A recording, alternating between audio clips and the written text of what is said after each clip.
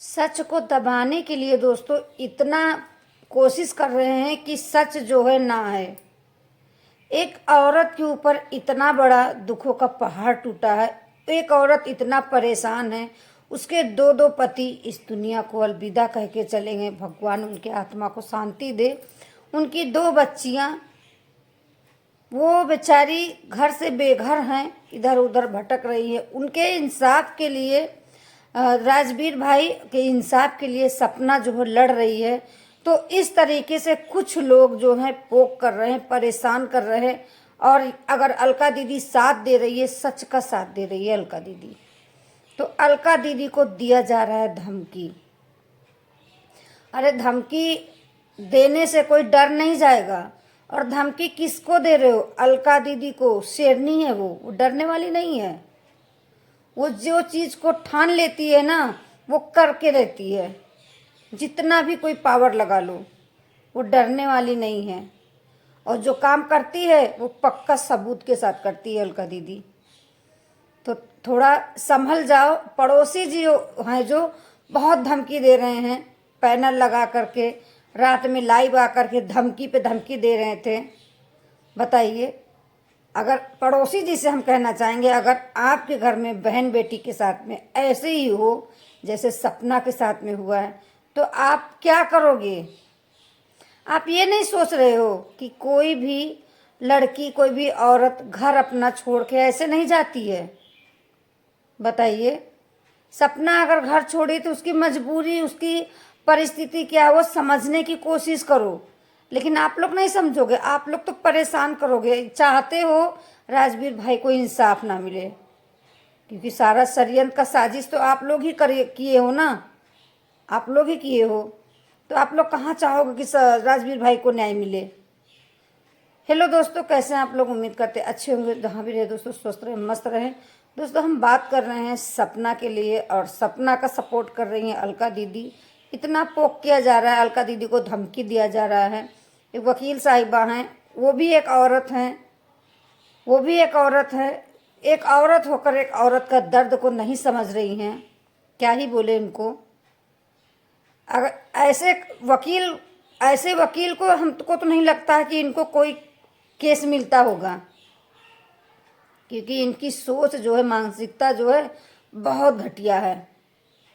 ये किसी सच के लिए आवाज़ नहीं उठाती है, ये झूठ के लिए आवाज़ उठाती हैं। क्योंकि झूठ में जितना आसान होता है ना, सच में बहुत मेहनत करना पड़ता है। सच्चा केस लड़ने के लिए बहुत ज़्यादा मेहनत करना पड़ता है, पापड़ बेलना पड़ता है। लेकिन जो है झूठा केस लड़ती हैं, क्योंकि झूठ में ज़्यादा मेहनत तो लगता नहीं है। साजिश बोलो, झूठ बोलो, इधर उधर झूठा फरेब ये वो करके झूठा केस लड़ने में ये बहुत ही माहिर हैं। तभी यहाँ पे इतना पोक कर रही हैं, पैनल लगा के 5-5 घंटा, 6-6 घंटा। एक और वीडियो आ रहा है, आंटी जी हैं, अपने उम्र का भी इनके लिहाज नहीं है। आंटी जी से हम कहेंगे थोड़ा सा अपने ऊपर रख के सोचो। यही जो सपना के साथ हुआ, अगर यही आपके बेटी के साथ में होता तो क्या करती? बताइए। औरत होकर के औरत को इस तरीके से नीचा गिरा रही, शर्म नहीं आ रहा है आप लोग को? आप लोग के बातों से पता चल रहा है आपके संस्कार कैसे हैं, किस परिवार से आप लोग बिलोंग करते हैं। आप लोग के बातों से पता चल रहा है। घिन आती है आप लोग को देख करके। वो छोटी छोटी बच्चियों के ऊपर दया नहीं आ रहा है तुम लोग को। क्या ही बोले दोस्तों। और अलका दीदी के पीछे पड़े हुए हो, धमकी दे रहे हो। तो धमकी वमकी से अलका दीदी डरने वाली नहीं है। अलका दीदी जो करती है डंके की चोट पे करती है, पक्का सबूत के साथ में। जहाँ पे वो सच होता वहीं पे खड़ी भी होती है। तुम्हारे धमकी से नहीं डरेगी, वो शेरनी है। बोल तो रही है अलका दीदी, जाओ जो लाइव लगाकर पैनल लगा के 4-4, 5-5 घंटा जो परेशान करते हो, पोक करते हो, किसी को हरासमेंट करते हो, उसको लेकर जाओ, साइबर में जाओ, जाकर वहाँ पे दो, पता चल जाएगा। क्यों प्राइवेट कर देती?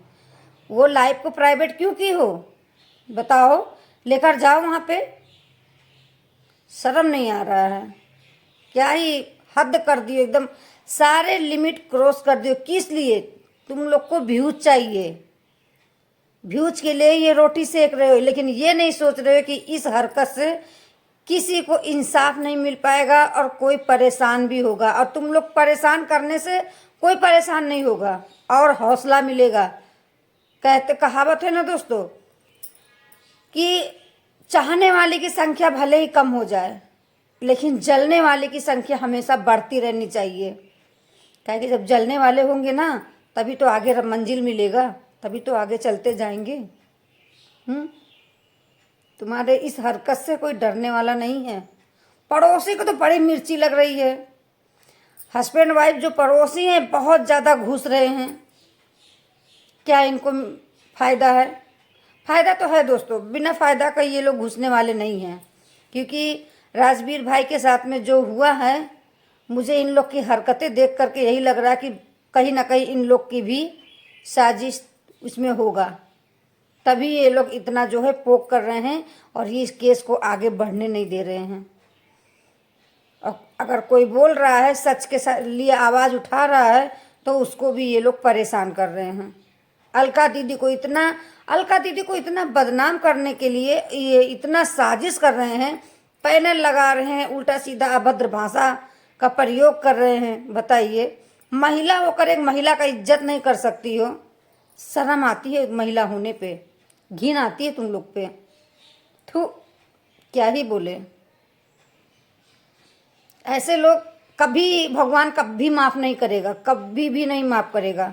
कहते दोस्तों, ऊपर वाले के घर में देर होता है अंधेर नहीं होता है। ऊपर वाले का जब लाठी पड़ेगा ना तो आवाज़ नहीं होता है। ठीक है, तो सच लाओ सामने और सच बोलो, सच बोलने की हिम्मत रखो। जैसे हिम्मत है अलका दीदी और शेरनी, वो शेरनी है, दहाड़ रही है। तुम लोग की क्या हवा टाइट हो रही है क्या? बताओ, शर्म आ रही है। बड़ी अफसोस की बात है कि तुम महिला होकर ऐसी घटिया हरकत करती हो।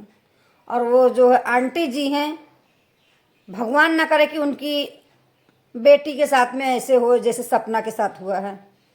होगा ना तब इनके समझ में आएगा कि किसी के साथ में अगर कुछ होता है तो कितना दर्द होता है। औरत अपने आप को बता रही है, घिन आता है तुम लोग के ऊपर। चलिए दोस्तों, मिलते हैं किसी नेक्स्ट ब्लॉग में। अगर मेरे वीडियो से किसी को हट पहुंचा तो उसके लिए सॉरी क्षमा करिएगा। और मैं अलका दीदी और सपना के साथ में हूँ। जिसको जो करना हो कर सकता है, मुझे कोई डर नहीं है। मिलते हैं किसी नेक्स्ट ब्लॉग में। यहाँ पे हम डरने वाले नहीं हैं। अलका दीदी हमारी शेरनी है और शेरनी के जैसे दहाड़ रही है।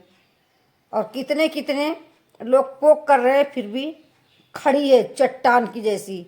तो वो होता है शेरनी वाला। इन लोग के जैसे नहीं, पैनल लगा के कुत्ते के जैसी भौंकती रहे। तो ये लोग गीदड़ है, गीदड़ जो भौंक रहे हैं। तो 10 गीदड़ भी मिल जाए ना तो शेर को हरा नहीं सकता।